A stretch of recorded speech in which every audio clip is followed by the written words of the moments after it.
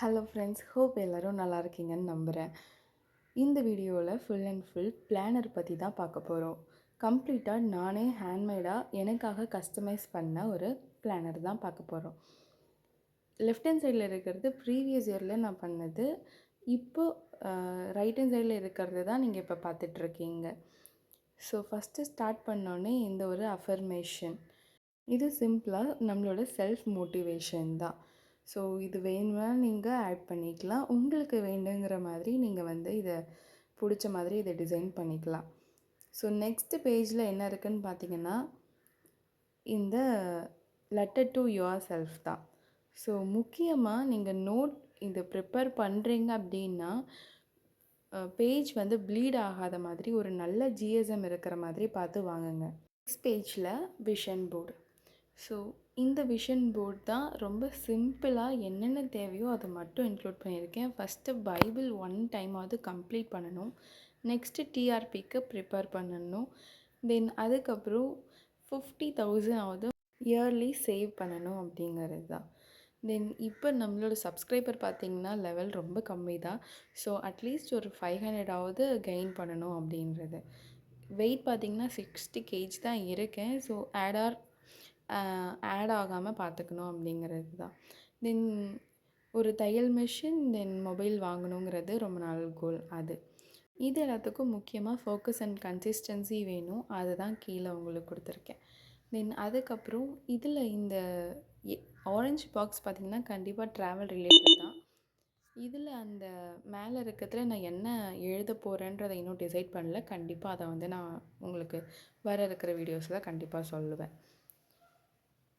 So January month பார்த்திங்கன்னா இந்த மாதிரி ஒரு கேலண்டர் ரெடி பண்ணிட்டு தென் நோட்ஸ் டு ரிமைண்டர் தான் உங்களுக்கு கொடுத்துருக்கேன் ரைட் ஹேண்ட் சைடில்.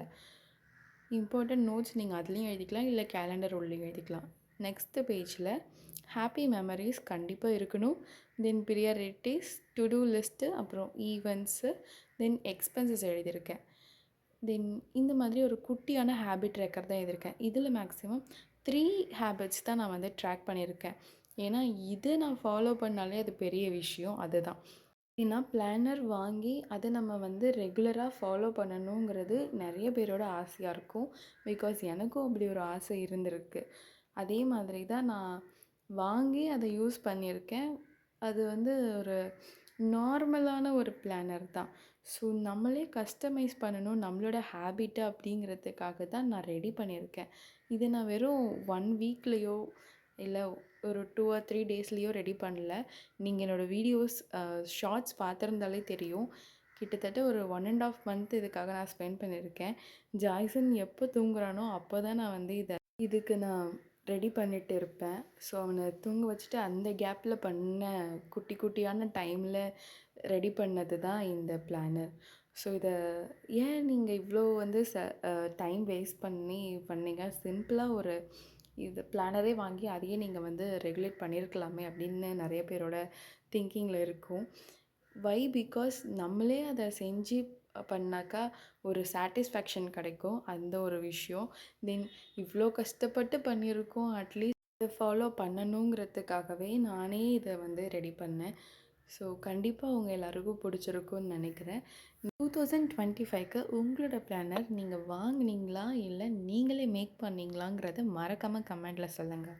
லாஸ்ட் பட் நாட் லீஸ்ட், இதில் நான் பீரியட் ட்ராக்கரும் இன்க்ளூட் பண்ணியிருக்கேன். இதுக்கப்புறம் ஏதாவது ஆட் ஆன் ஆச்சுன்னா கண்டிப்பாக உங்களோட நான் ஷேர் பண்ணிப்பேன். இந்த வீடியோ பிடிச்சிருந்தால் லைக் பண்ணுங்கள், கமெண்ட் பண்ணுங்கள், அப்புறம் மறக்காமல் நம்மளோட சேனலுக்கு சப்ஸ்கிரைப் பண்ணுங்கள்.